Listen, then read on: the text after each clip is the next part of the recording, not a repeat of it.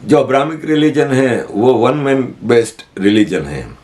जैसे कि एक आदमी आता है, कहता है मैं ऊपर एक अल्लाह बैठा है, उसने पूरी कायनात बनाई है और मैं उसका पैगंबर हूँ। यकीनी तौर पर हिंदू सिविलाइजेशन एक सिविलाइजेशन है क्योंकि वो अपनी धरती के साथ जुड़ी हुई है। उसने मुझे मैसेंजर बना के भेजा है, मैं उसका पैगाम लेके आया हूँ।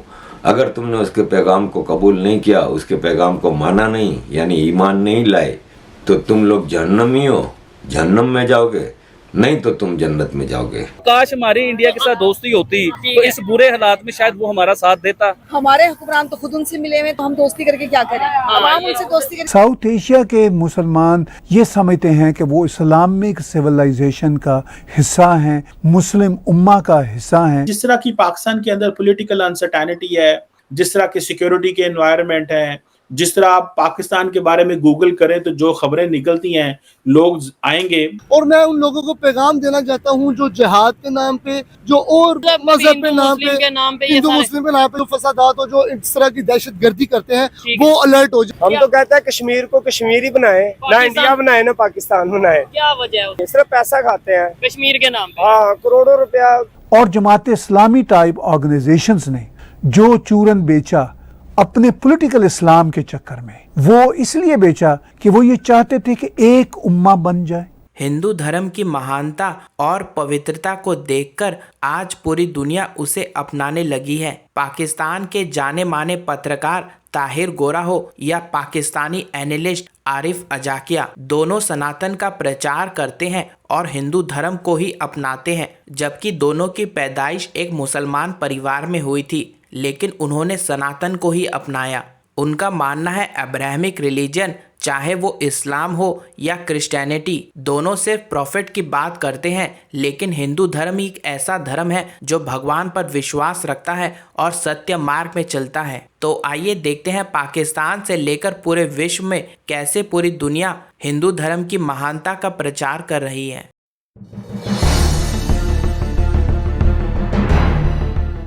सनातन धर्म के हवाले से कुछ आपके सामने चीज़ें रखनी थी। कई बार बात हो चुकी है इस पे। जो अब्राहमिक रिलीजन है वो वन मैन बेस्ड रिलीजन है। जैसे कि एक आदमी आता है, कहता है मैं ऊपर एक अल्लाह बैठा है, उसने पूरी कायनात बनाई है और मैं उसका पैगंबर हूँ, उसने मुझे मैसेंजर बना के भेजा है, मैं उसका पैगाम लेके आया हूँ। अगर तुमने उसके पैगाम को कबूल नहीं किया, उसके पैगाम को माना नहीं, यानी ईमान नहीं लाए, तो तुम लोग जहन्नमी हो, जहन्नम में जाओगे, नहीं तो तुम जन्नत में जाओगे। और फिर एक फिलोसॉफी ऑफ लाइफ दी जाती है जिसमें टोटल जीने का हक है ना, वो उसी मानने वाले, चाहे वो ईसा के मानने वाले हैं तो वो क्रिश्चियन हैं, वही जिंदगी के हकदार हैं इस दुनिया में। मोहम्मद के मानने वाले हैं तो वो मुसलमान हैं, उन्हीं के ऊपर सारी जिंदगी की सहूलतें जायज़ हैं, बाकी सबके लिए नाजायज़ हैं। मतलब जजिया क्या है? ये एक इस्लामिक डॉक्ट्राइन है कि नॉन मुस्लिम है वो एक स्पेशल टैक्स देगा। नॉन मुस्लिम का स्टेटस सोसाइटी में मुस्लिम के बराबर नहीं हो सकता। एक मुस्लिम जो है वो नॉन मुस्लिम की लड़की से शादी कर सकता है, लेकिन एक नॉन मुस्लिम मुस्लिम लड़की से शादी नहीं कर सकता। वैसे तो हमारे मुसलमान कहते हैं कि औरतों को सबसे ज़्यादा हुकूक मुसलमानों ने दिए हैं वगैरह वगैरह, लेकिन देखा जाए ना तो मैं इस पे भी एक प्रोग्राम पहले कर चुका हूँ कि औरतों की आधी गवाही 4 मर्दों के बराबर, 4 औरतों के बराबर 2 मर्दों की गवाही अदालत में या पंचायत में। जज औरत नहीं हो सकती, पंचायत की चीफ औरत नहीं हो सकती, पॉलिटिक्स में औरत नहीं आ सकती, रूलिंग क्लास में औरत नहीं आ सकती। आपको पूरी प्रॉफिट मोहम्मद और इसके बाद खिलाफत राशिदा, फिर बनु उमैया की खिलाफत, आपको कहीं भी कोई औरत रूलर नहीं मिलेगी। रूलर तो छोड़े, कोई मिनिस्टर नहीं मिलेगी, लेकिन सबसे ज़्यादा हुकूक औरत को दिए हैं। माँ के कदमों के नीचे जन्नत दी है, लेकिन वही माँ अपने शोहर की गुलामी करे, उसकी मार खाए, उसके हाथों रेप हो, वो सब जायज़ है। ये कहा गया है कि एक औरत अगर अपने शोहर के जख्मों से निकलने वाले पीप को चाटे तो भी कम है। शोहर को नाराज करने वाली औरत जन्नत में नहीं जाएगी। प्रॉफिट मोहम्मद ने कहा है कि मैं जब मेराज पे गया, यानी आसमान पे अल्लाह ने मुझे बुलाया, तो मैंने जहन्नम के करीब से गुजरा तो मैंने देखा कि जहन्नम औरतों से भरी हुई थी। तो मैंने पूछा ये क्या है, तो बोले ये अपने शौहर की खिदमत नहीं करते इसलिए इनको जहन्नम में डाला है। वो फिर कहते हैं कि हम इस्लाम औरतों की ज़्यादा। तो ये एक वन मैन आइडियोलॉजी चली थी।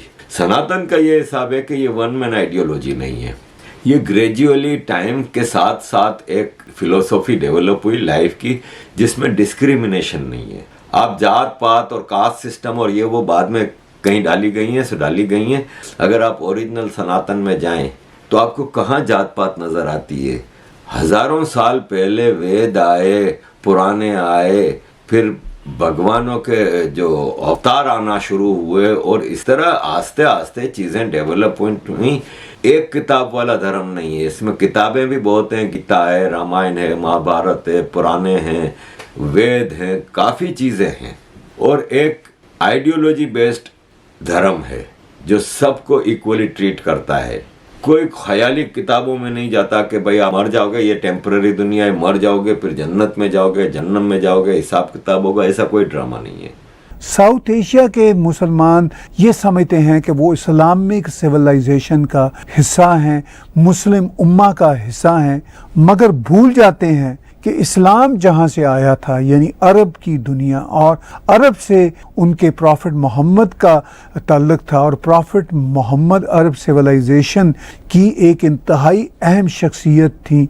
उनका भी साउथ एशिया के मुसलमानों के साथ कोई लीनिएज के एतबार से ताल्लुक़ नहीं, अगरचे साउथ एशिया में सैयद कह के अपने आप को आले रसूल कह के बहुत शोर मचाया जाता है जी कि हम आले रसूल हैं और वहाँ से आए हैं, भले से वो मेरी तरह हिंदुस्तान में पैदा होने वाले हिंदुओं की ही आगे कन्वर्टेड जनरेशन्स में से एक हों, मगर वो मानेंगे नहीं और अपनी हिंदू सिविलाइजेशन को नहीं मानेंगे, अपनी एक फैंसी किस्म की इस्लामिक सिविलाइजेशन के बारे बातें करते रहेंगे, यानी एक झूठ के अंदर फंसे रहेंगे।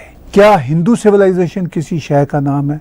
यकीनी तौर पर हिंदू सिविलाइजेशन एक सिविलाइजेशन है, क्योंकि वो अपनी धरती के साथ जुड़ी हुई है। इसलिए हिंदुस्तान, ग्रेटर हिंदुस्तान के जितने लोग हैं, चाहे वो आज कन्वर्ट होके मुसलमान बन गए, कन्वर्ट होके क्रिश्चियन बन गए, कन्वर्ट होके कुछ भी बन गए, ईरान से लेके श्रीलंका तक, श्रीलंका से लेके नेपाल तक और भारत समेत, वो सभी के सभी चाहे उनके धर्म बदल गए, वो हिंदू सनातनी अपनी सिविलाइजेशन के एतबार से हैं, क्योंकि हिंदू सिविलाइजेशन अपनी धरती, अपने कल्चर के साथ जुड़ी हुई है।